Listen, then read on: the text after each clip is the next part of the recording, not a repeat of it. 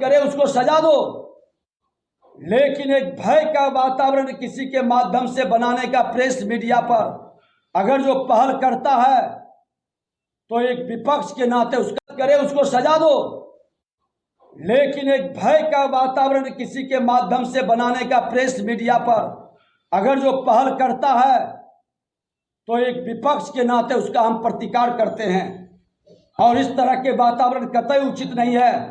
आप जांच करवाइए, जितना निकला कई लोग ने डाला है, कई मजदूरों ने बोला है, छपरा के घटना पर भी प्रेस मीडिया पर आपने एफआईआर किया, गोपालगंज में भी मस्जिद के सामने एक लड़के को पीट पीट के मार दिया, वहां भी एफआईआर कर दिया। फट सनी जो चलाता है वीडियो उसी को आप धर लेते हैं। अरे आज सोशल मीडिया, असली मीडिया सोशल मीडिया ही बन गया है, जिसके माध्यम से बड़े मीडिया के लोग भी न्यूज को उठाते हैं। आरटीआई के लोग को जिस तरह से भयभीत करके उसको दबा दिए, कानून बनाए, खूब ढोल बजाए, लेकिन आरटीआई से जब भ्रष्टाचारियों के बारे में मांगने लगा सूचना तो उस आरटीआई के जो स्वयं सेवक कार्यकर्ता था उसी को पकड़ करके कोई थाना में बंद कर रहा है, झूठा झूठा आरोप में लगा के कोई आज आरटीआई मांगना बंद कर दिया।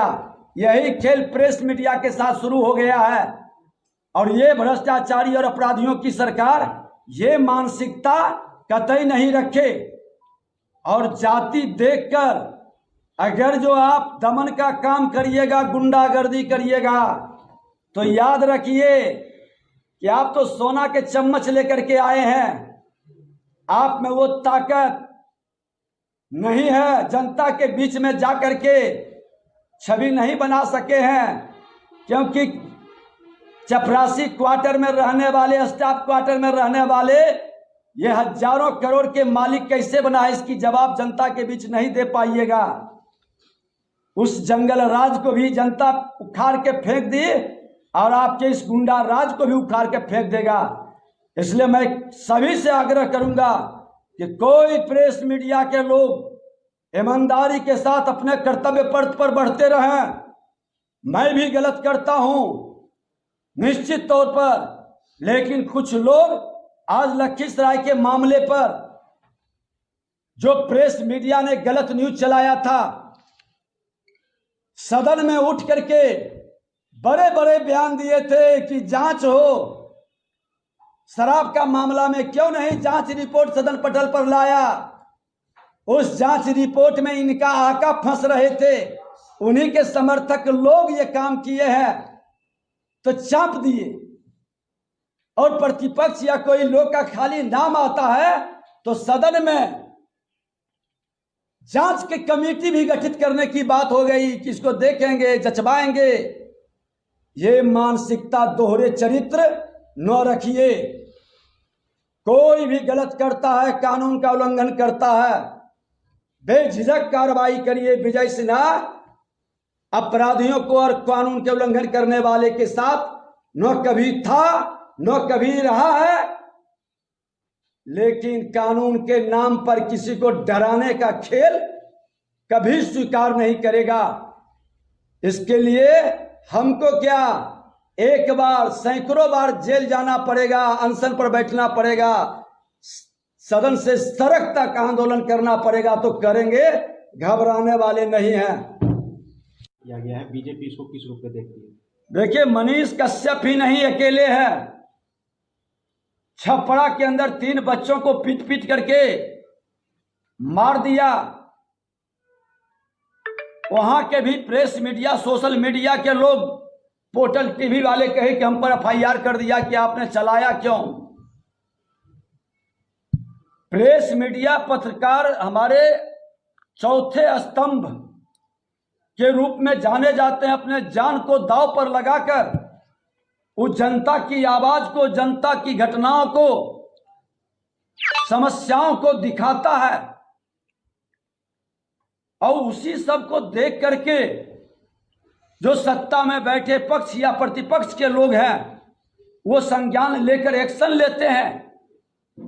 आज जो पोर्टल टीवी पर चला, प्रेस मीडिया में छपा तमिलनाडु के मामले पर, मुख्यमंत्री ने भी संज्ञान लेकर के जांच कमेटी कहा कि हम भेज रहे हैं, हम लोगों ने भी जांच कमेटी की मांग किया। एक व्यक्ति बिहार का उप मुख्यमंत्री यहां के मजदूरों का, श्रमिकों का और युवाओं का अपमान, उसका दोहन शोषण पर गंभीरता से कमेटी बनाकर उसकी जांच कराती।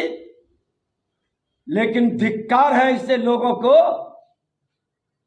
कि जिसने भी इसको चलाने का प्रयास किया, दिखाने का प्रयास किया, ठीक है कि जो गलत वीडियो वायरल किया उस पर आप कार्रवाई करें, लेकिन रेलवे विभाग के द्वारा एक वीडियो जो जारी हुआ जिसमें भाषण दे रहा था, जिसकी गिरफ्तारी तमिलनाडु में हुई, प्रशांत किशोर जी एक वीडियो जारी किए, सभी वीडियो क्या गलत था?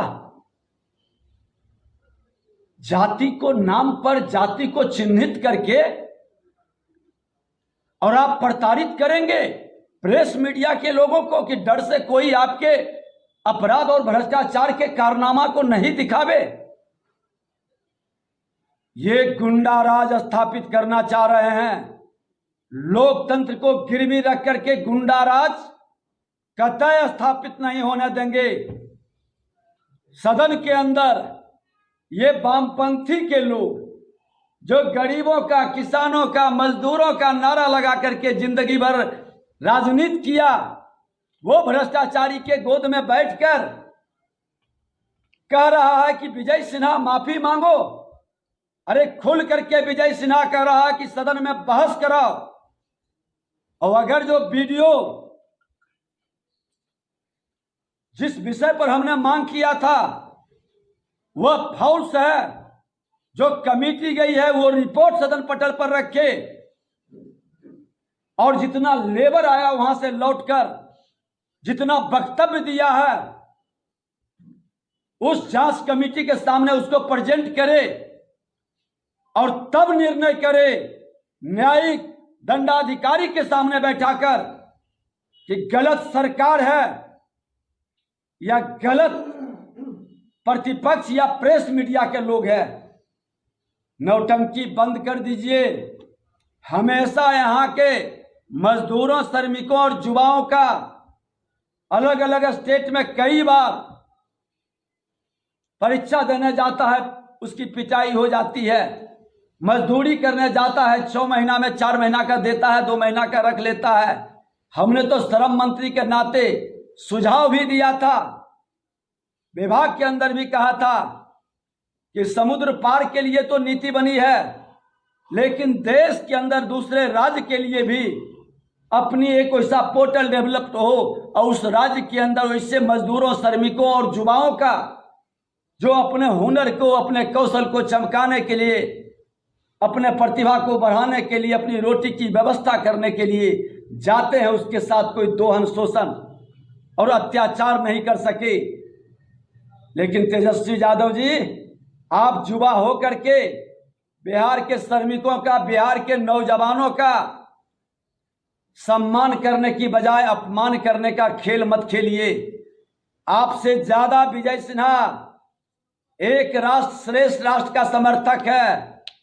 कश्मीर से कन्याकुमारी तक मां भारती का सभी संतान का अधिकार हर राज्य में बराबर का है।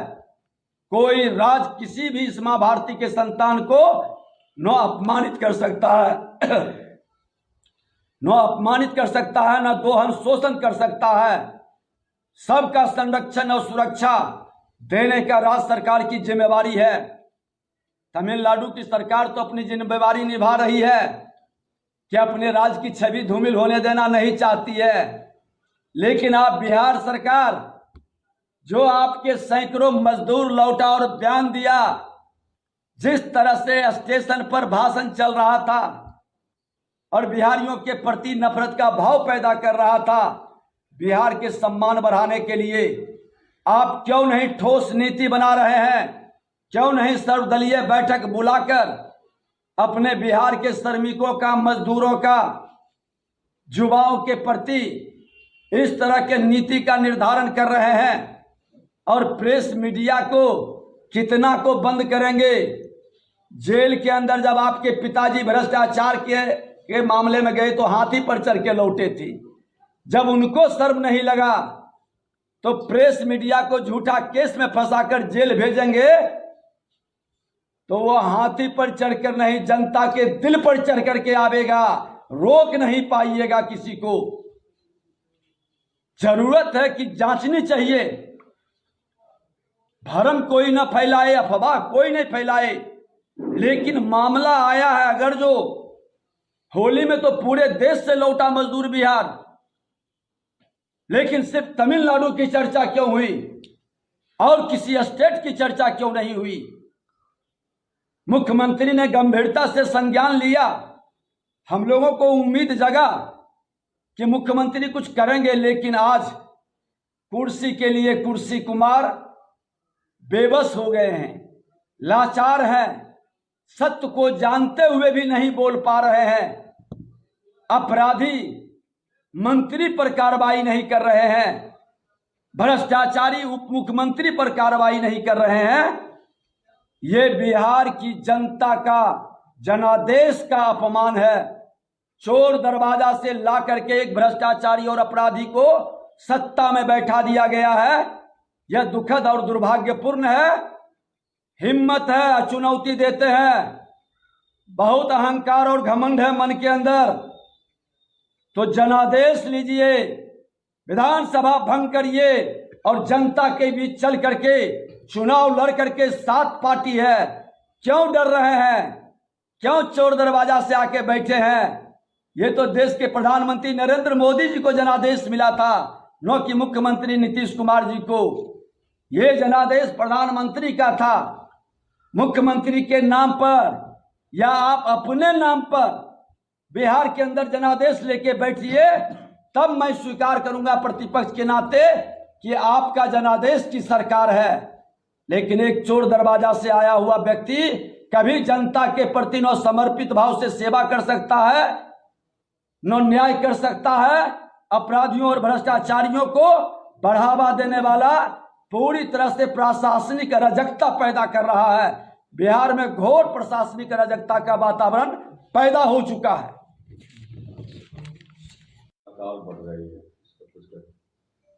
जब सत्ता में अपराधियों और भ्रष्टाचारियों की जमात बैठ गई है, जब सत्ता में मंत्री इजराइल मंसूरी हत्या करवाता है, उस पर आरोप पत्र लगता है, आरोप लिख करके दिया है, एफआईआर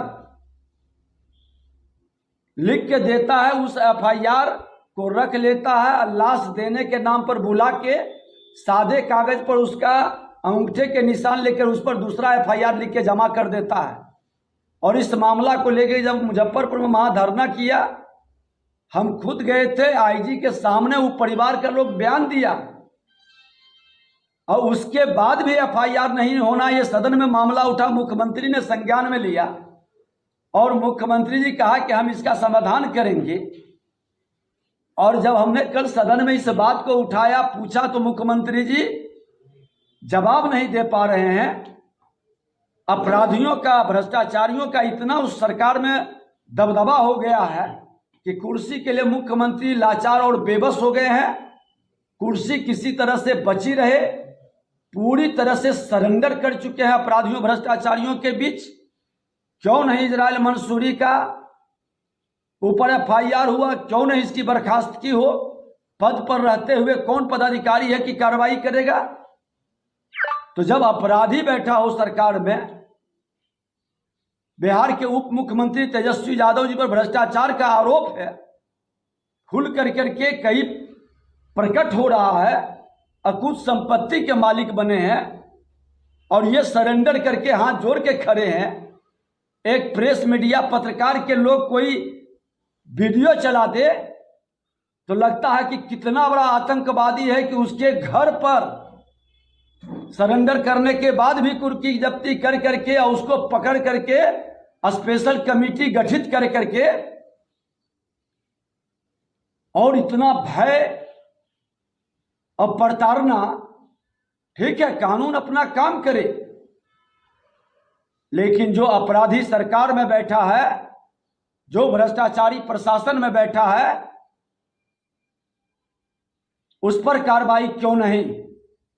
मुख्यमंत्री जी भ्रष्टाचार पर जीरो टॉलरेंस कहां गया? न बचाते हैं न फंसाते हैं। बिहार में हत्या, अपहरण, लूट, बलात्कार का साम्राज्य है। यही जनता राज है। मुख्यमंत्री जी जो वातावरण बना रहे हैं, एक एक घटनाओं का हिसाब जनता लेगी। और हमने तो कह दिया है कि हमारी सरकार, बीजेपी की सरकार बिहार में बनेगी।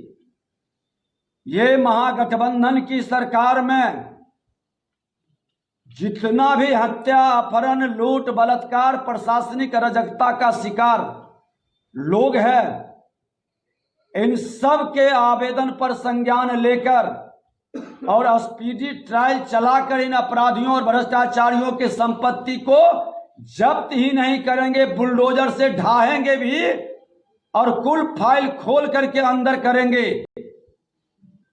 जितनी ताकत है, चोर दरवाजा से आकर के जय दिन सत्ता में बैठ के आप हत्या, अपहरण, लूट, अत्याचार करना है कर लीजिए। निर्दोष को फंसाकर दोषी को बचा लीजिए। लेकिन बिहार की जनता मन मिजाज बना चुकी है, सत्ता बदलेगी और वो सत्ता की बदलाव उत्तर प्रदेश से शुरू हुआ है, बिहार तक पहुंचेगा। और आप सब भ्रष्टाचारी जो एक मंच पर आके जुटे हैं, ये ध्यान रख लीजिए कि फिर आपकी फाइल कोई नहीं रोक पाएगा। किसी की ताकत नहीं होगी कि आपकी फाइल को रोक देगा, जो अपराधी भ्रष्टाचारी को बचाने में लगे हैं। मनीष कश्यप जन कल्याण संवाद